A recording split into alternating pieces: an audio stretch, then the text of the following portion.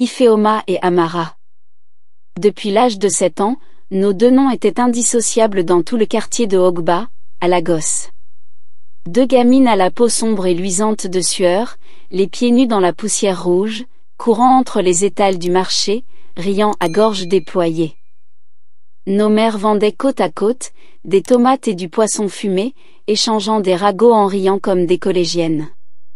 C'était là, au cœur du vacarme des klaxons et des voix criardes des vendeurs, que notre amitié s'était enracinée. Amara était tout ce que je n'étais pas. Elle était belle comme une héroïne de film Nollywood, avec ses pommettes hautes, sa peau cuivrée et ses longues tresses qui claquaient dans son dos. Moi, j'étais plus réservée, plus discrète. Les gens disaient qu'elle avait le feu, et moi, la sagesse. Ensemble, on formait un équilibre. Un duo qu'on appelait les jumelles de cœur, même si on ne partageait pas le même sang. On rêvait d'évasion. D'un monde plus grand que nos rues poussiéreuses. Elle voulait être styliste. Moi, avocate. On s'imaginait ouvrir un magasin à Yaba, elle créant des robes, moi défendant les femmes victimes de violences. On s'achetait des cahiers d'occasion pour dessiner nos projets. On avait tout pour réussir. Et on s'était fait une promesse, les yeux dans les yeux, un jour de pluie, sous la bâche du stand de sa mère, quoi qu'il arrive, on ne se trahira jamais. C'est drôle comme les serments les plus sacrés se brisent dans le silence, sans bruit.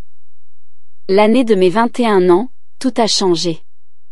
C'était pendant une conférence pour les jeunes entrepreneurs à l'université de Lagos.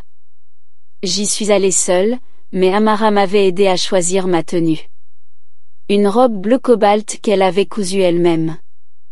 Elle avait dit, quand tu vas entrer là-bas, Ifi, ils verront une reine.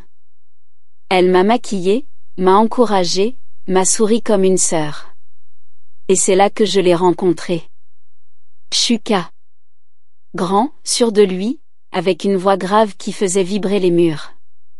Il tenait un stand pour une start-up tech.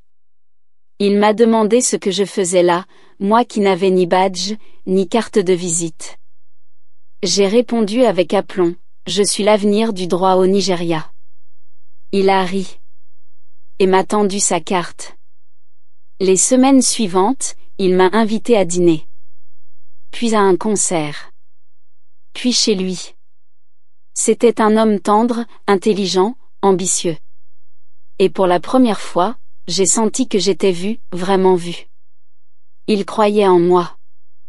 Il disait que j'étais brillante, que j'irais loin. Il m'a présenté à ses amis. M'a emmenée à Abuja pour une conférence. Je suis tombée amoureuse.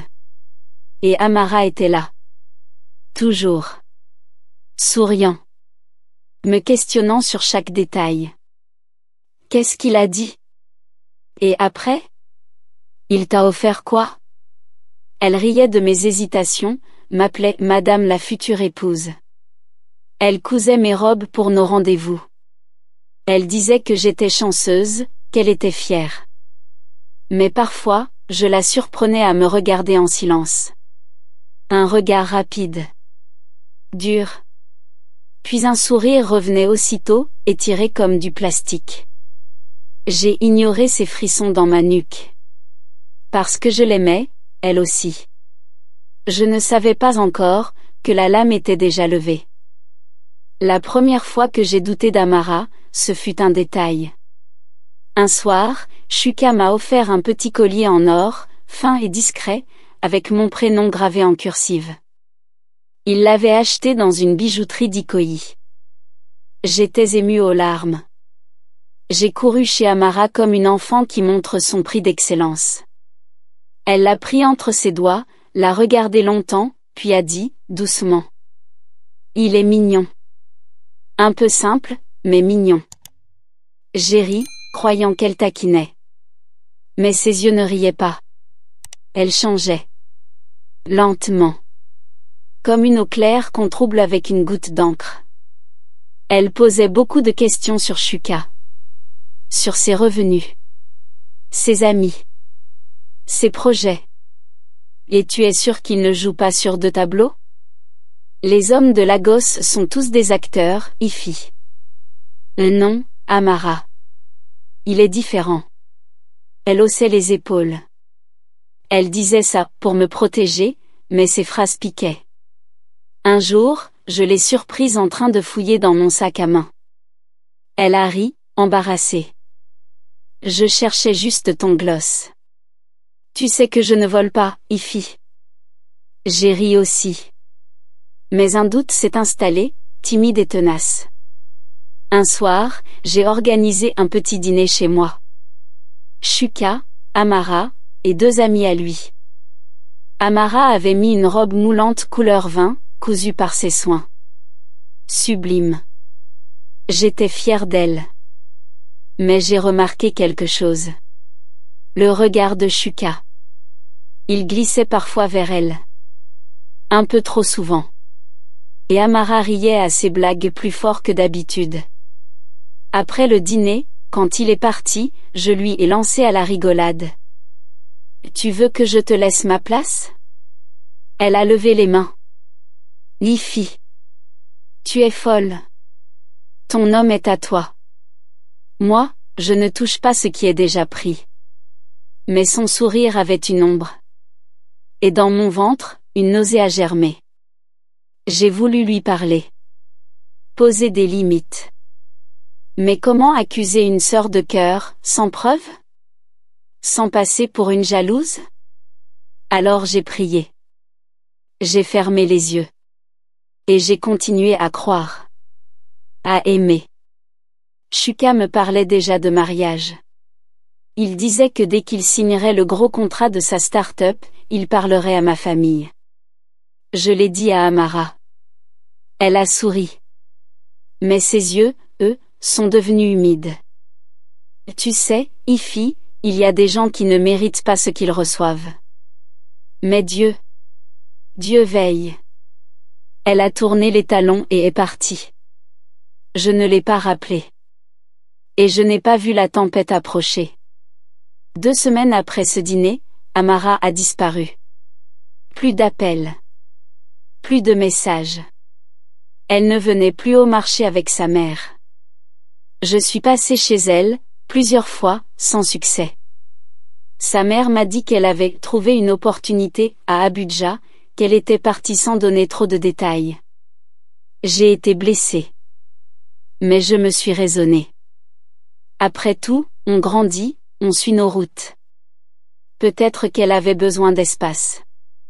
Moi, je préparais ma vie. Shuka m'avait emmené voir un terrain à Lekki. Il parlait maison, enfant, avenir. Je l'aimais profondément. Il était devenu mon refuge, mon pilier. Il m'apaisait. Me regardait comme une reine. Et moi, j'avais appris à faire taire cette petite voix qui, parfois, murmurait « Pourquoi a-t-il autant souri ce soir-là, quand elle portait cette robe rouge ?» 3 mois ont passé. Et puis, un soir, alors que je sortais du bureau, j'ai reçu un message anonyme. Un seul mot. Une photo. Félicitations. La photo montrait une main. Une main féminine. Avec la bague de fiançailles que Shuka m'avait promise. Sur un fond reconnaissable entre mille, le salon de son appartement. Mon cœur s'est figé. Ma gorge s'est serrée. Je suis montée dans un kek, direction chez lui. Je n'ai pas appelé. Je tremblais. Quand je suis arrivée, j'ai frappé. Fort. Longtemps. C'est la voix d'une femme qui a répondu. Qui est-ce? Et puis, elle a ouvert la porte. C'était elle. Amara. Elle portait un boubou crème, léger, décontracté. Elle avait l'air chez elle. À l'aise. Elle m'a regardée comme si j'étais une étrangère. Ifi. Quelle surprise. Je suis restée muette. Mes yeux passaient d'elle à l'intérieur. Le parfum de Shuka flottait dans l'air. Ses chaussures étaient là. Sa veste sur le canapé. Je me suis forcée à parler. Où est Shuka? Elle a souri. Un sourire qui m'a déchiré. Il est sous la douche. On vient de rentrer d'Abuja. On a passé un week-end parfait, mon fiancé et moi. Mon monde s'est effondré. Je voulais crier. Pleurer. La gifler. Mais je suis restée figée. Mon cœur battait à m'en faire mal. Tu mens. Vraiment? Elle a sorti son téléphone. A ouvert Instagram. Une nouvelle publication. Photo, elle est Shuka, au bord d'une piscine. Sa main sur sa taille. Légende, l'amour triomphe toujours. Elle a ajouté, calmement. Il m'a choisi. Ce n'est pas ma faute si tu n'étais pas assez pour lui. Je suis partie. J'ai marché sans savoir où j'allais. La pluie s'est mise à tomber. Je n'avais pas de parapluie. Je suis rentrée chez moi trempée, le cœur vidé, l'âme en miettes. Ce soir-là, j'ai pleuré jusqu'à ne plus avoir de voix. Et dans mon ventre, un froid s'est installé. Un froid que je ne connaissais pas. Un froid qui parlait de vengeance. Les jours qui ont suivi, je ne vivais plus. Je survivais. Je mangeais à peine. Je dormais les larmes sur l'oreiller. Chaque pensée me ramenait à eux. Le pire, ce n'était pas la trahison. C'était qui m'avait trahi. Amara. Ma sœur d'âme. Celle à qui j'avais confié mes rêves, mes douleurs, mes secrets d'adolescente. Celle qui, chaque mois, partageait ma table, ma crème, mes robes. Et maintenant, mon homme. Je ne comprenais pas. Je cherchais des signes, des indices. Et plus je pensais, plus je réalisais, elle avait planifié ça. Pas sur un coup de tête. Non. Petit à petit. Avec patience. Finesse. Fausseté. Shuka? Il n'a même pas cherché à s'expliquer. Il a bloqué mon numéro. Mon propre passé, rayé en un clic. Alors quelque chose en moi s'est réveillé. Quelque chose de sombre. De glacé. Je n'allais pas les laisser vivre heureux. Pas après ça.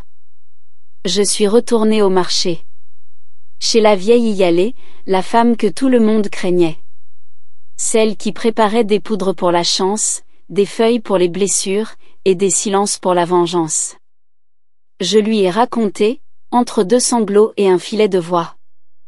On m'a volé ma vie. Elle m'a regardé longtemps. Puis a dit.